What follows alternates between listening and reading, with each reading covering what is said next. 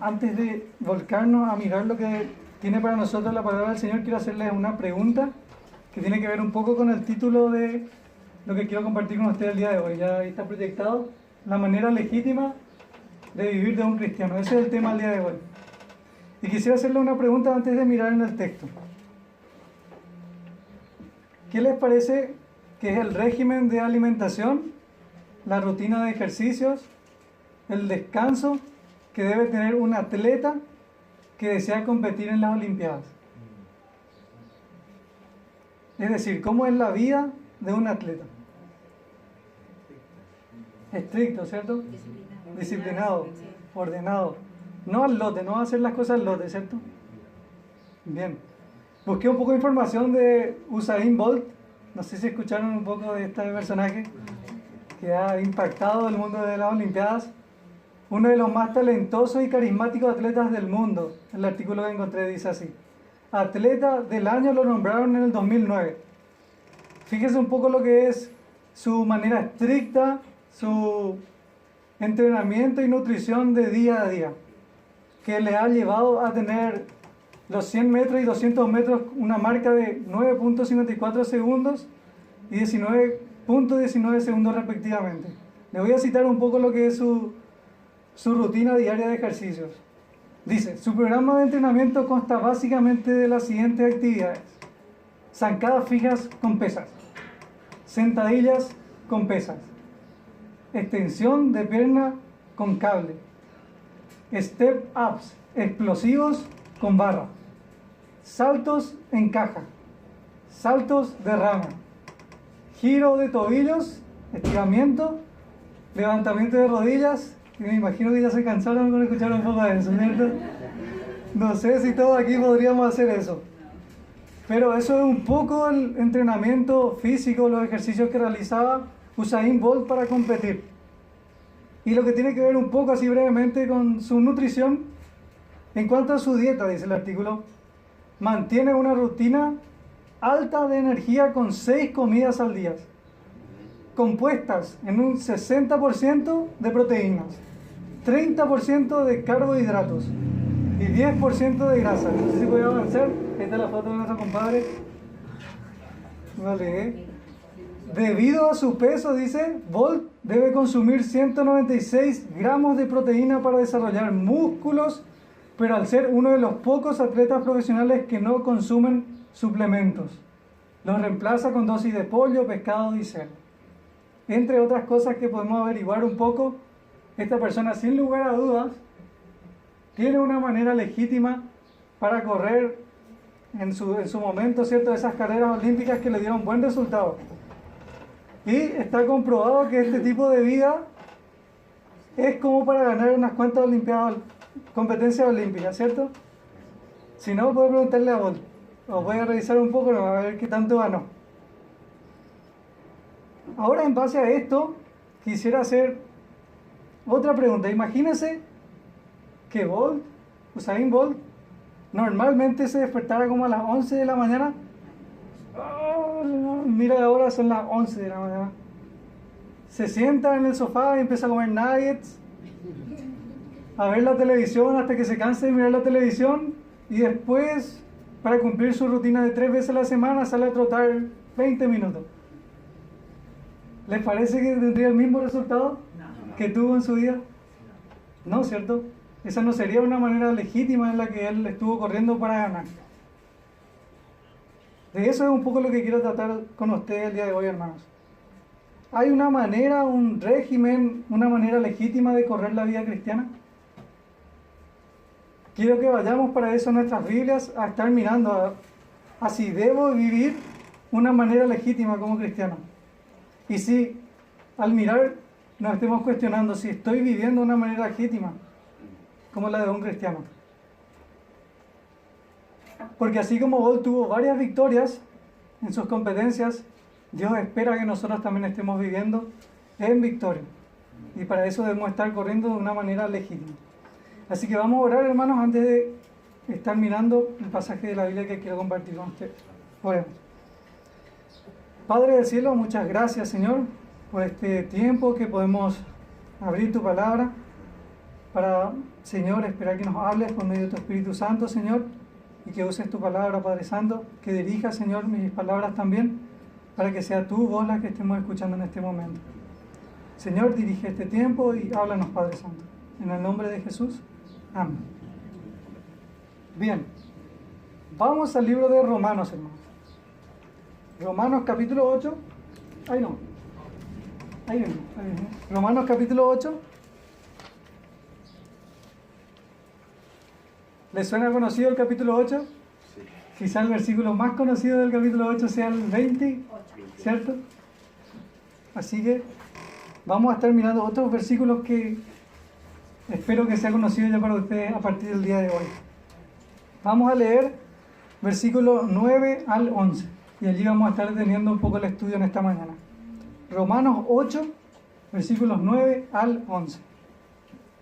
Dice así: Mas vosotros no vivís según la carne, sino según el Espíritu, si es que el Espíritu de Dios mora en vosotros. Y si alguno no tiene el Espíritu de Cristo, no es de él. Pero si Cristo está en vosotros, el cuerpo en verdad está muerto a causa del pecado, mas el Espíritu vive a causa de la justicia. Y si el Espíritu de aquel que levantó de los muertos a Jesús mora en vosotros, el que levantó de los muertos a Cristo Jesús vivificará también vuestros cuerpos mortales por su Espíritu que mora en vosotros. Hasta allí la lectura, hermanos. Bien, vamos a estar mirando entonces la manera legítima de vivir que nos presenta el versículo 9. Seguido vamos a mirar, por favor, si podemos avanzar el power. Dos verdades. Una es que estamos muertos para vivir, como una contradicción, vamos a estar mirando un poco allí. Y la otra verdad es, hay una vida gloriosa por venir, que nos habla el versículo 11. Miremos un poco entonces para comenzar la manera legítima de vivir. Y para eso necesitamos entender un poco de qué está hablando el libro de Romanos, desde un comienzo hasta llegar al capítulo 8. Y en los capítulos 1 al 4 del libro de Romanos, a grandes rasgos, no vamos a estar leyendo todos los capítulos, pero a grandes rasgos, quizás lo han ocupado para evangelizar, quizás no. Capítulo 3, súper conocido. ¿Por qué? Porque está encerrando algo que viene hablando del capítulo 1 en adelante. En los primeros capítulos trata de meter a toda la humanidad en una misma bolsa o en un mismo grupo. Va a comenzar hablando del inmoral, allá en el capítulo 1, versículo 26 al 28, vamos a mirar un poco, para comprobar lo que les estoy diciendo, que no sean palabras al aire nomás. Romanos 1, 26 al 28 dice, aquí se presentan los inmorales, dice así: por esto Dios los entregó a pasiones vergonzosas, pues aún sus mujeres cambiaron el uso natural por el que es contra naturaleza. Y de igual modo también los hombres, dejando el uso natural de la mujer, se encendieron en su lascivia unos con otros, cometiendo hechos vergonzosos hombres con hombres, y recibiendo en sí mismos la retribución debida a su extravío. Entonces aquí comienza el capítulo ya presentándonos al primer grupo de personas, a quienes se les introduce en la humanidad en una bolsa, y son los inmorales. Dios les entregó, dice, esta manera de vivir tan vil. ¿Por qué? Porque ellos decidieron dejar al lado a Dios. Y el capítulo también nos habla acerca de que Dios se manifiesta, Dios demuestra que Él existe y que hay un creador por medio de la creación. Entonces los inmorales entran en este grupo. Después, quien pasa de escena es la persona moral. En el capítulo 2, versículo 1 dice: por lo cual eres inexcusable, oh hombre, quien quiera que seas tú que juzgas. Esta persona se cree con el derecho de que puede juzgar. Pues en lo que juzgas a otro, te condenas a ti mismo, porque tú que juzgas haces lo mismo. Saltamos un poco al versículo 5. Dice: pero por tu dureza y por tu corazón no arrepentido, atesoras para ti mismo ira, para el día de la ira y de la revelación del justo juicio de Dios. Entonces esta persona que se cree bueno, hace buenas cosas el día a día, ayuda a su prójimo, no está buscando pelearse con nadie, se cree con el derecho de que puede juzgar a los demás. Y Dios dice, no, tú que crees que puedes juzgar, te estás acumulando ira para el día venidero. Entonces tenemos ya dos grupos aquí que nos presenta el libro de Romanos. Los inmorales, que dicen, no, yo no quiero dar nada con Dios, voy a hacer lo que quiero, Dios los entrega a eso. Los moralistas, que se creen buenas personas, se creen lo mejor, que pueden juzgar a los demás. Y viene a escena ahora en el capítulo 2 también, versículo 17, el religioso. El que se cree que por hacer cosas santas, vamos a decirle piadosas, puede alcanzar la gracia de Dios. Dice el versículo 17 del capítulo 2, he aquí, tú tienes el sobrenombre de judío y te apoyas en la ley. Para hablarnos del religioso está poniendo en escena a un judío que tenía las leyes que dio Dios, los mandamientos que dio Dios también, y que estaba creyendo que por cumplir con esos mandamientos, por buscar hacer eso parte de su vida, alcanzaba el favor de Dios. Pero no, tampoco. Miren lo que dice el versículo 29 del capítulo 2. Sino que es judío, ya está resumiendo un poco de lo que venía hablando acerca de este judío, el que lo es en lo interior. Y la circuncisión, que era una costumbre judía, que era parte del mandamiento también para ser un estricto judío que estaba cumpliendo con todo, es la del corazón, en espíritu, no en letra. La alabanza del cual no viene de los hombres, sino de Dios. Y allí está revelando un poco también el corazón de esta persona religiosa, que busca cumplir mandamientos, cosas piadosas, para llevar la aprobación de los hombres y no de Dios. Entonces podemos ver que aquí el libro de Romanos nos pone en escena a tres grupos de personas: los que se entregan por completo a las cosas malas, los que se creen buenos, e incluso los que buscan cumplir con cosas religiosas para alcanzar el favor de Dios. Y allí viene, quiero que miremos un poco también el versículo que conocemos y que usamos mucho para el evangelismo. Romanos 3:23. Ese es el contexto que se viene hablando. Se presenta tres grupos de personas y la palabra de Dios da su veredicto, su dictamen. Por cuanto todos pecaron y están destituidos de la gloria de Dios. Espero que esto no sea nuevo para usted. Espero que todos aquí tengamos claro esto. Y si no es así, el día de hoy necesita analizarse y mirar un poco en su interior, delante de Dios, no delante de los hombres. Porque según lo estuvimos mirando brevemente, aquel religioso que cumplía con todas las leyes y buscaba el favor de Dios tampoco alcanza el favor de Dios según la palabra de Dios. Es claro aquí, todos pecaron y estamos destituidos de la gloria de Dios. Y de allí en adelante, gracias al Señor por nuestro Salvador Jesucristo, se empieza a desarrollar ya lo que tiene que ver con la justificación. No hay justo ni aún uno, decía antes también en los pasajes, pero la justicia de quien sí es justo, quien vino aquí en la tierra, se hizo hombre, murió, entregó su vida cargando con todos los pecados de la humanidad y resucitó al tercer día declarando victoria sobre el pecado, sobre la muerte. Esa justicia se imputa, se deposita para todo aquel que decide confiar, depositar totalmente su fe en esa persona. Y eso se va a empezar a desarrollar desde el capítulo 4. Nos habla de la fe que salvó a Abraham. Él creyó a Dios y le fue contado por justicia. Se desarrolla en el capítulo 4. Capítulo 5 comienza de una manera tremenda. Versículo 1. Justificados pues por la fe, tenemos paz para con Dios por medio de nuestro Señor Jesucristo. Después en el capítulo 6 y 7 se sigue desarrollando el tema de la justicia. Y es interesante cómo comienza el capítulo 6. Dice, ¿qué pues diremos? ¿Perseveraremos en el pecado para que la gracia abunde? Quizás haya una persona allí que quiera sacarse el pillo, vamos a decirle, diciendo, ya, reconozco que soy pecador, deposito mi fe en Cristo, la justicia de Cristo está sobre mí, ¿ahora puedo pecar? No, no es licencia para pecar, esa no es la libertad que tenemos en Cristo. Eso se desarrolla en el capítulo 6. Y capítulo 7 habla acerca de una lucha que existe en el cristiano a partir de que él deposita su fe en Cristo. A partir de que él es una nueva criatura, comienza una lucha contra la carne. Y el apóstol Pablo, inspirado por el Espíritu Santo, lo desarrolla en el capítulo 7.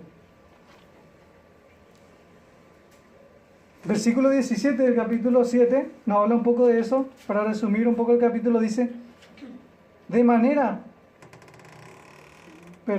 un poco antes, versículo 15, porque lo que hago no lo entiendo, pues no hago lo que quiero, sino lo que aborrezco. Eso hago. Y si lo que no quiero, esto hago, apruebo lo que la ley es buena. De manera que ya no soy quien hace aquello, sino el pecado que mora en mí. Entonces aquí en el capítulo 7 se presenta un poco esta lucha que el cristiano tiene. Y lo remata, por decirlo así, en el versículo 25. Gracias doy a Dios por Jesucristo, Señor nuestro. En la persona de Jesucristo hay salvación y en Él tenemos victoria sobre el pecado, sobre la lucha que vamos a tener día a día contra la carne. Solamente en Él. Y vamos a estar mirando ahora los versículos que tienen que ver con el capítulo 8 que les había dicho. Entonces, cuando venimos a Cristo, arrepentidos a Él, y reconocemos nuestra necesidad de Salvador, es cuando nuestra naturaleza pecaminosa queda atrás. Decidimos hacer a Cristo el Señor de nuestras vidas. Allí Él nos rescata de nuestra antigua manera de vivir, pero como decía en el capítulo 7, hay aún esta lucha que tenemos contra la carne.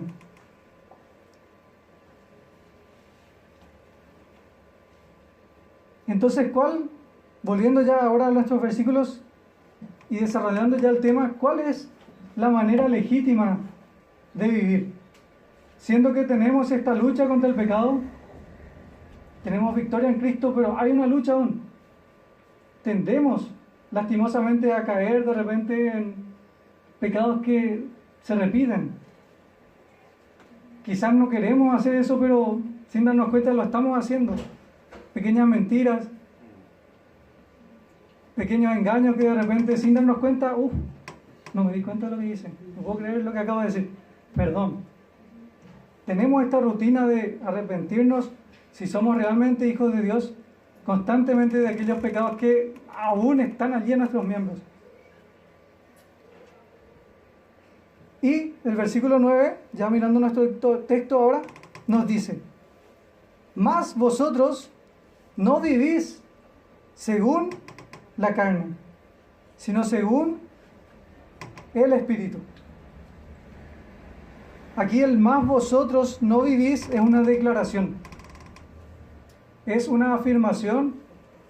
Nos está diciendo aquí el texto cuál es la manera legítima en la que debemos vivir como cristianos.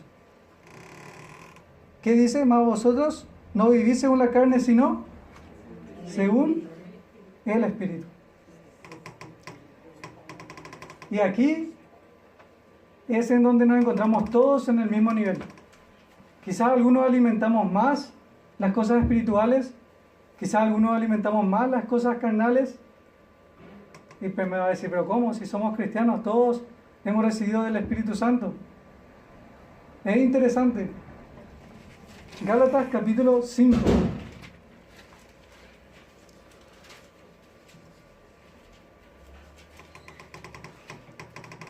Gálatas capítulo 5, versículos 22 al 24. ¿Hasta aquí conocido también? ¿Sí? Quizás sea algo muy insignificante lo que diga ahora, pero quizás algunos no lo sepan. Aquí el versículo está hablando de un solo fruto. ¿Sí? No son varios frutos. Este es un paquete que viene junto. Dice, versículo 22, más el fruto, singular, del Espíritu es, y allí se empieza a citar, amor, gozo, paz, paciencia, benignidad, bondad, fe, mansedumbre, templanza. Contra tales cosas no hay ley. Acá tenemos chip libre. El que quiera estar sembrando y haciendo esto, tiene todas las de ganar. Y nadie le va a prohibir si quiere vivir haciendo esto. Y esa es la manera legítima de estar viviendo, hermanos. En el Espíritu. Eso es de lo que nos estaba hablando aquí el versículo de Romanos. Y de lo que está haciendo una declaración firme. No pierda su dedo de Gálatas y volvamos a Romanos. ¿Ya? Allí en el versículo 9 nos está dando la declaración, la respuesta de cuál es la manera legítima de vivir el cristiano. Es en el Espíritu. ¿Y por qué? Lo acabamos de ver en Gálatas, dice que no hay ley contra esto. Todo esto debemos estar haciendo. Sembrar en amor, sembrar en gozo, sembrar en paz, en mansedumbre, en templanza. Y si es que no estoy haciendo eso, es porque no estoy sembrando en el Espíritu, ¿cierto? Hay solo dos opciones aquí. Si no estamos sembrando para el Espíritu, estamos haciendo lo contrario de lo que dice el versículo aquí, versículo 9. Dice, vosotros no vivís según la carne, sino según el Espíritu. Hay dos posiciones aquí. Si no estás viviendo en el Espíritu, lo siento, pero estás viviendo en la carne. Esa es la verdad. Y si miramos en pasajes de la Biblia con respecto a cuál es el producto de la carne, quizás podemos identificar a una iglesia que tenía todos los dones y que le daba mucho dolor de cabeza al apóstol Pablo, la iglesia de Corinto. A ellos Pablo los trata de carnales. ¿Por qué? Porque ellos estaban sembrando en celos, estaban sembrando en varios partidos, estaban dividiendo el cuerpo de Cristo. Eso es lo que hace una persona que vive en la carne, que no está sembrando en lo espiritual, que no está viviendo de una manera legítima. Está oponiéndose a la obra del Señor. Está pretendiendo que puede luchar contra Dios. Y quizá le parezca muy aterrador lo que les estoy diciendo, pero hay hermanos que están haciendo esto en la iglesia. Dios quiera que no sea esa realidad aquí. Pero en las iglesias que el Señor me ha permitido estar, yo he visto cómo se presenta la carne y los resultados que da, divisiones, nada bueno. Y quizá podamos intentar también estar allí como en el medio. Ya, yo no soy tan amoroso, no sirvo tanto para el gozo en los demás, no soy tan manso, pero tampoco hago lo que dice Gálatas, que es el fruto de la carne.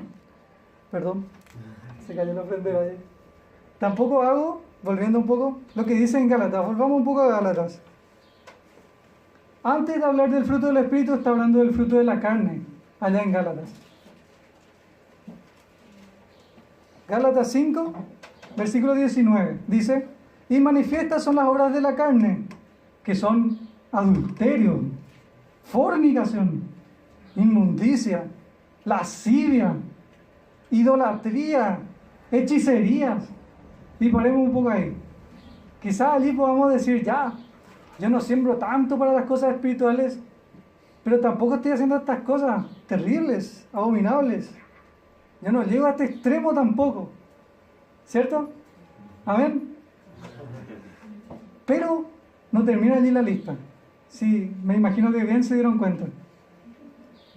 Los frutos de la carne no solamente son externos, sino también internos. Miren lo que dice.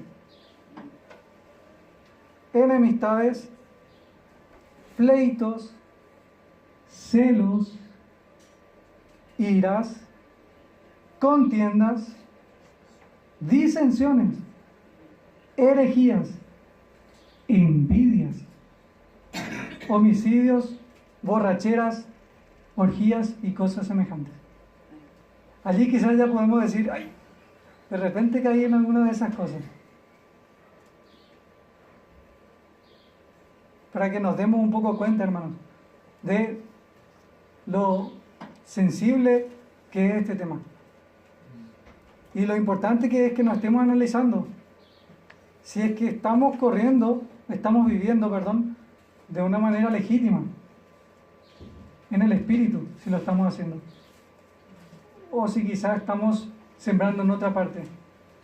Y esa otra parte es la carne, que no trae nada bueno. Y si miramos allí en Romanos nuevamente, el versículo anterior al versículo 9, el versículo 8. Quienes practican la carne están haciendo esto. Dice versículo 8, los que viven según la carne no pueden agradar a Dios. Y tenga por seguro que si está viviendo en la carne, si estoy viviendo en la carne, no estoy agradando a Dios. Él no se agrada de cómo estoy viviendo. Bien, hermanos. ¿Cómo es mi manera de vivir el día de hoy? ¿Es legítima? ¿O vivo dándole placer a la carne?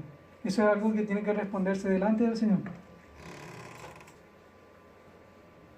De la manera legítima de vivir, ahora vamos a mirar dos verdades a tener en cuenta, que se hablan en el versículo 10 y el 11. El primero es, como les dije hace rato, suena algo contradictorio. Muertos pero vivos. Permítanme explicarles un poco. Dice el versículo 10, pero si Cristo está en vosotros, el cuerpo está en verdad, está muerto, a causa del pecado. Mas el espíritu vive a causa de la justicia. Y espero que ya no les suene raro al haber hablado un poco de lo que tiene que ver los capítulos anteriores. ¿Se acuerdan del versículo 5 en adelante? Está hablando ya de la justicia, que se pone a nuestra cuenta cuando depositamos nuestra fe en ¿quién? En Cristo. Entonces, antes de ahondar un poco más, quisiera hacerle una pregunta. ¿Qué entienden por muerte? No sé si alguien se anima a responder. Ya quiero la definición como del mundo, no la Biblia. ¿Cómo una persona del mundo entiende que es muerte?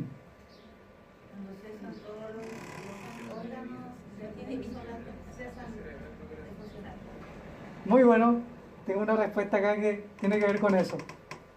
¿Alguien más se anima? En unas palabras simples así, intentar de definir qué es muerte. Difícil, ¿cierto? No se preocupe porque acá tengo dos definiciones.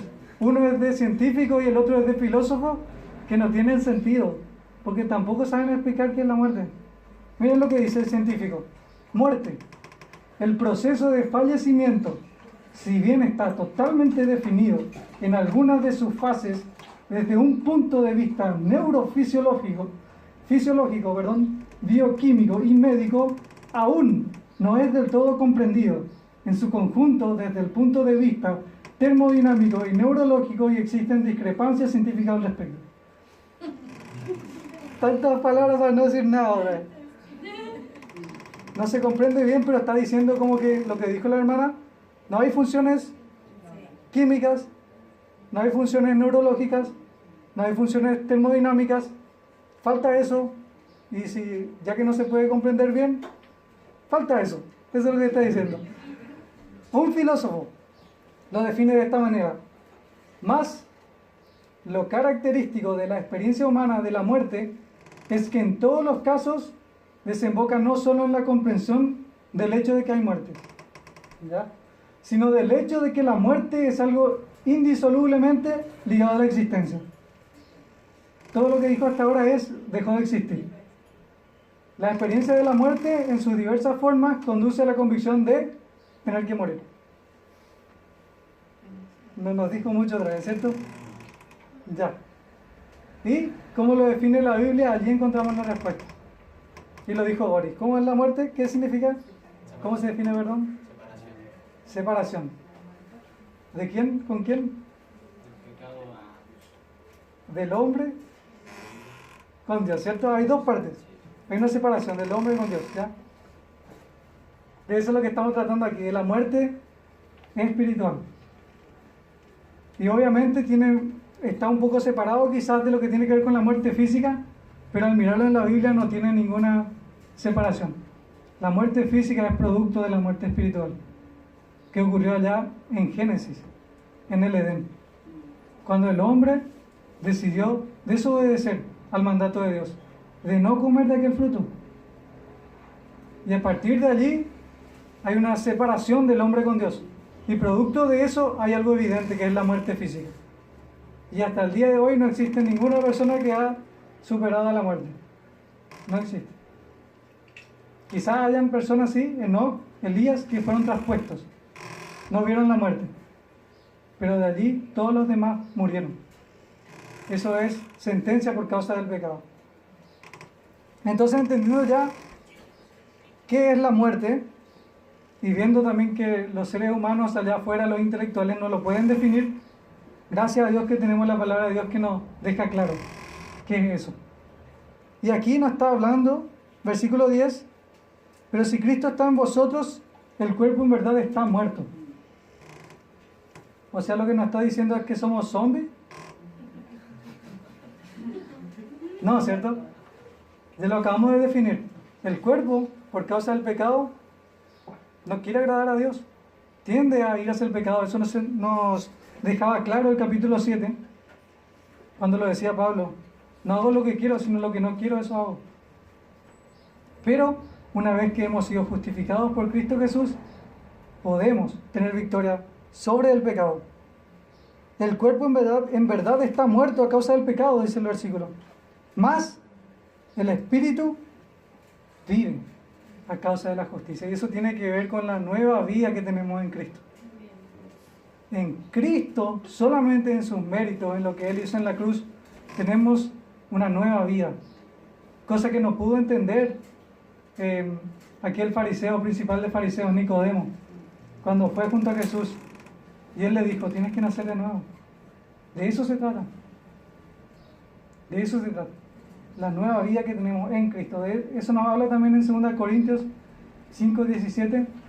De manera que si alguno está en Cristo, nueva criatura es. Las cosas viejas pasaron.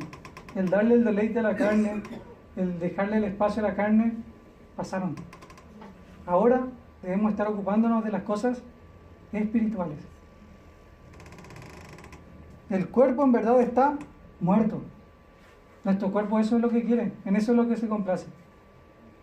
En hacer cosas pecaminosas. Pero una vez que vinimos en Cristo, el Espíritu vive a causa de la justicia. Y entendemos de quién es esa justicia. De nuestro Señor Jesucristo. También está ese versículo conocido, Gálatas 2:20. Con Cristo estoy juntamente y ya no vivo. ¿Quién vive? Cristo en mí. De eso se trata. Cristo debe estar viviendo en nosotros. Y ese es un ejercicio también espiritual del que nos habla Efesios capítulo 4, versículo 24. Miremos un poco. No pierda su cita de Romanos. Efesios 4:24. Sebas, ¿puede leer por favor? 4:24. Y vestidos del nuevo hombre, creado según Dios en la justicia y santidad de la verdad. Ahí está. Gracias, Gonzalo. Esta es una tarea que debemos estar haciendo cada uno de nosotros día a día. Vestidos del nuevo hombre. No se trata del hombre físico, se trata del hombre espiritual. La nueva criatura que somos en Cristo. A ese debemos estar revistiendo cada día. Cada día. ¿Por qué? Porque nuestro cuerpo muerto aún demanda espacio. Aún quiere hacer cosas que no agradan a Dios.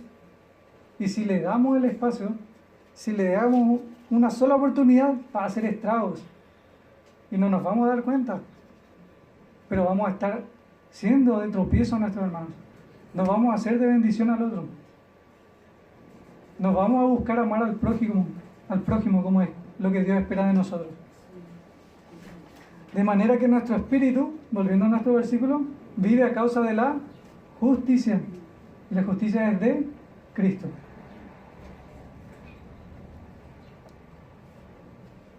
Bien. De esto se trata la primera verdad de la manera legítima de vivir, hermanos. Estamos vivos solamente mientras estamos haciendo las cosas espirituales. Pero estamos haciendo las cosas que promueven la muerte o el pecado si alimentamos a la carne. La segunda verdad tiene que ver con una promesa que todo aquel que ha conocido al Señor realmente está esperando que se cumpla. Esa es la vida gloriosa por venir. Si podemos avanzar un poquito, me olvidé del power. Voy a avanzar un poquito más. Avanzó un poquito más. ¿Sí? Ahí estamos muertos para vivir. Una vida gloriosa. Un poco enredado a mí. Avanzamos demasiado, parece. Un poco más atrás, no. Ya. Ahí no. Listo, bueno. Ya. Vamos a mirar el último punto, la última verdad. Versículo 11. La promesa gloriosa que está por venir. Dice: y si el espíritu de aquel que levantó de los muertos a Jesús mora en vosotros, el que levantó de los muertos a Cristo Jesús vivificará también vuestros cuerpos mortales por su espíritu que mora en vosotros. Esta tremenda verdad, hermanos, es donde podemos dejar a un lado ya ese lamento que había en el capítulo 7. De esto que no quiero hago y encuentro que la ley de mis miembros se opone a las cosas espirituales. Allí va a terminar esa lucha. Ese momento en que tropezamos muchas veces se va a acabar. De eso se trata esta gloria por venir para nosotros. Si el espíritu de aquel que levantó de los muertos a Jesús mora en vosotros, si hemos depositado nuestra fe en Él, solamente en Cristo, si nuestra confianza está solamente en que Él cargó nuestros pecados y Él nos ha limpiado de nuestra maldad, dice la palabra de Dios en Efesios que Dios nos ha puesto un sello, una garantía, el Espíritu Santo de Dios. Él está haciendo morada en nosotros.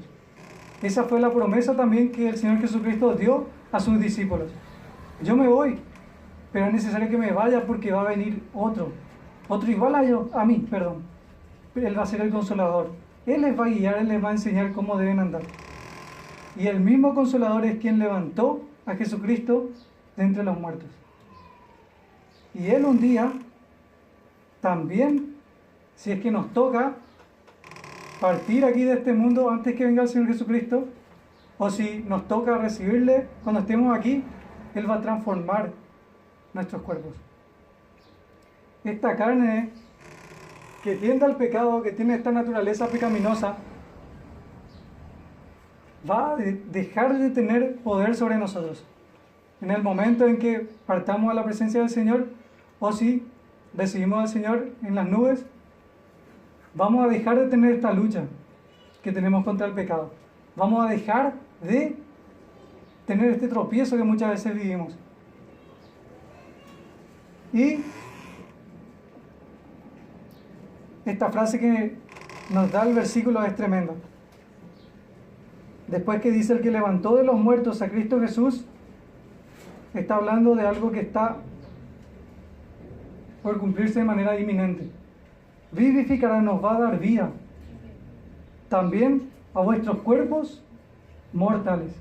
Aquí sí ya está hablando de este cuerpo físico. Este cuerpo físico que tenemos un día va a dejar de tener esta lucha con el pecado y va a pasar a ser santo. De eso está hablando aquí la palabra vivificará. Va a tener vida espiritual. No va a tener más relación con el pecado. Vamos a dejar de hacer cosas malas. Esta lucha que se introdujo allá en el Edén, que Cristo la venció, pero que se va a hacer totalmente efectiva de una vez y para siempre. Se va a acabar esta lucha con el pecado en el momento que esto ocurra. Y tiene que ver con un evento futuro. Un evento que tampoco tiene algo que tenga que cumplirse primero para que suceda. Tiene que ver con la venida de nuestro Señor Jesucristo. Él puede llegar hoy día, hermanos. Puede llegar mañana. O puede llegar en unos años más. Dice la palabra de Dios que nadie sabe la hora en que Él va a venir. Y no hay nada que tenga que cumplirse para que Él llegue, hermanos. Nada. Y quisiera preguntarme, ¿cómo está siendo mi manera de vivir? ¿Está siendo legítima? ¿Estoy viviendo realmente como lo que soy, una persona viva en el Espíritu? ¿Estoy anhelando, esperando que se cumpla esto en mi vida? Dios va a vivificar, mi cuerpo mortal. Ya no voy a tener relación con el pecado un día. Voy a poder vivir directamente en la presencia de Dios. ¿Qué es lo que estoy esperando? ¿Qué es lo que me está motivando a seguir adelante? ¿Es Cristo? ¿Es realmente la vida en Cristo lo que estoy viviendo día a día? Hay una vida gloriosa por venir, hermanos.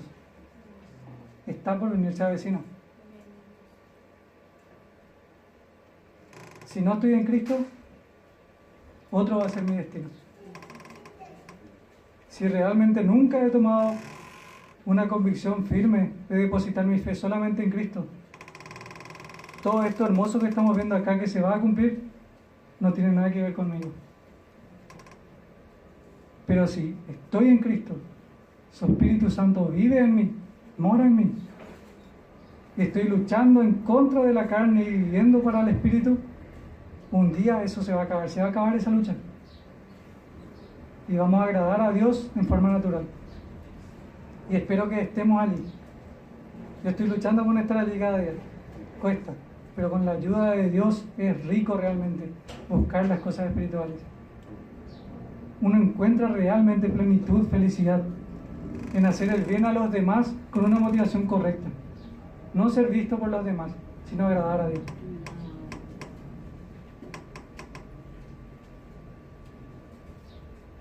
Quisiera compartir con ustedes, hermanos, una pequeña porción de un devocional que estoy realizando en la semana, que fue de bastante ánimo para mí. Y tiene mucho que ver con esta lucha que seguimos teniendo con la carne.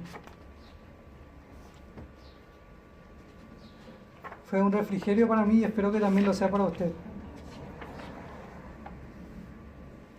Está hablando de perseverar, de continuar en la lucha. Y dice, ¿por qué es importante entender esto? Entender sobre la perseverancia. Porque tu perseverancia es defectuosa. Aún en tus mejores momentos, habrá ocasiones en que olvidarás quién eres y sufrirás de amnesia espiritual. Habrá momentos en que serás desalentado y dejarás de hacer las buenas obras a las que Dios te ha llamado. Habrá ocasiones en que te rebelarás contra Dios voluntariamente. Tal vez pienses, eso no me sucede a mí. Pero piensa en esto.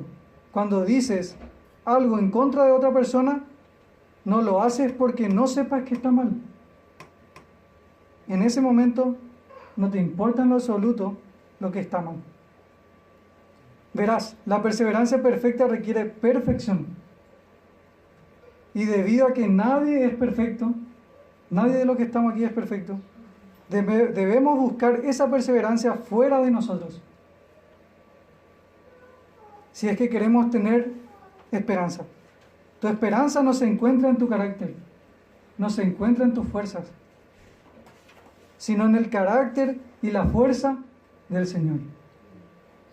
Puedes descansar en que sus dádivas son buenas, tal como Él lo es.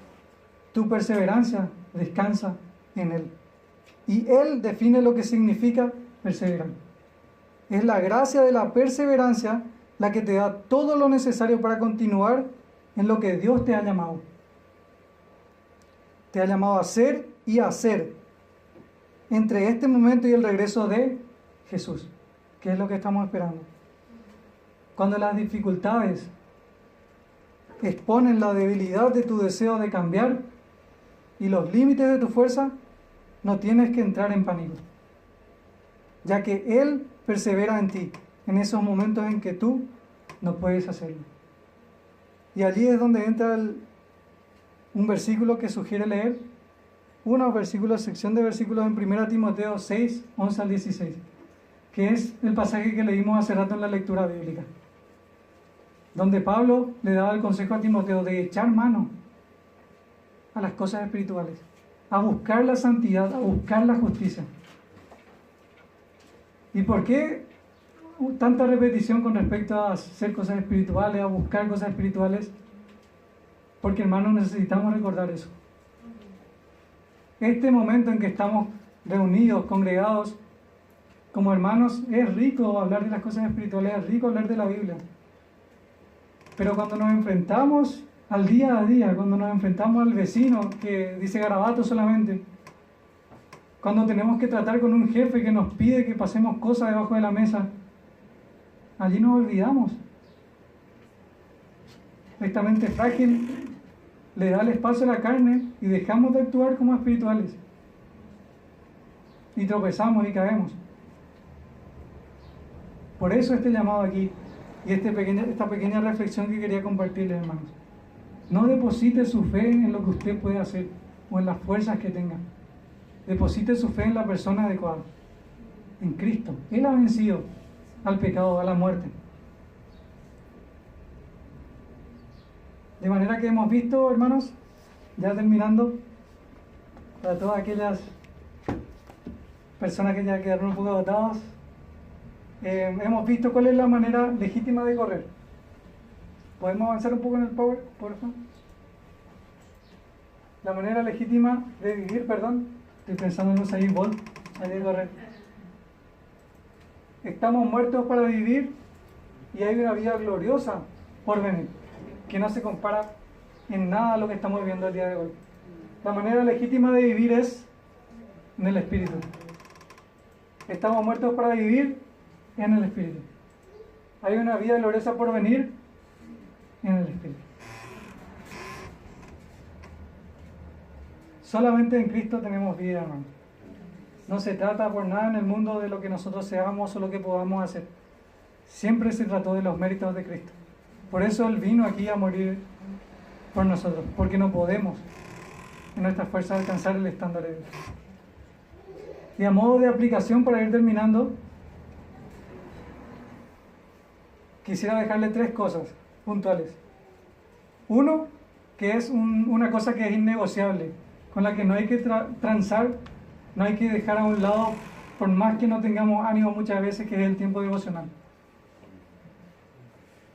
No quisiera meterme en algo tan personal para preguntarle a nadie, pero esto debe ser algo que no debemos negociar día a día.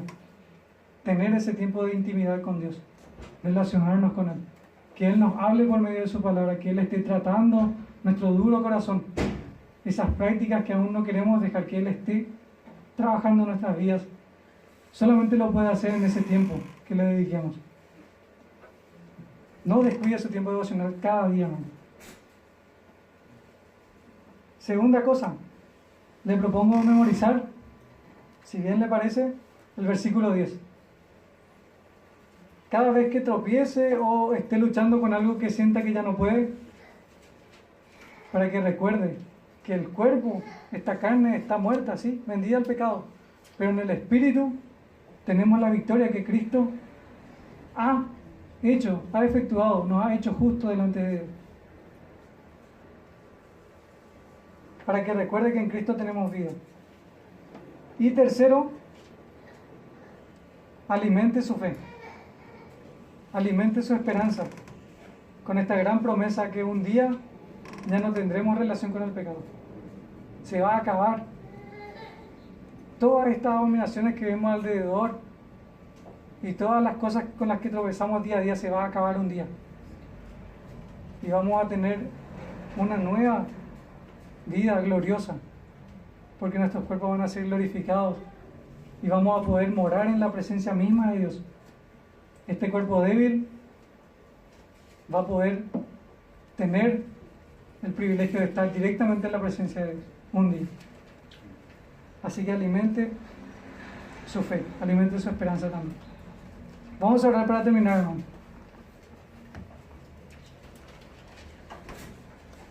Señor, muchas gracias por este tiempo de poder estar mirando, Señor, en tu palabra acerca de cómo estamos viviendo nuestro día a día, Señor.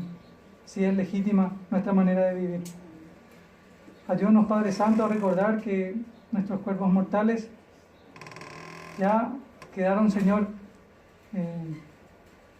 atrás. Y debemos estar echando mano, Señor, a la vida espiritual que tenemos ahora en Cristo. Apuntando, Señor, a lo que es nuestra esperanza. Esta vida gloriosa que está por venir, Señor. Gracias te doy, Padre Santo, porque es un privilegio enorme el que nos das por medio de Cristo.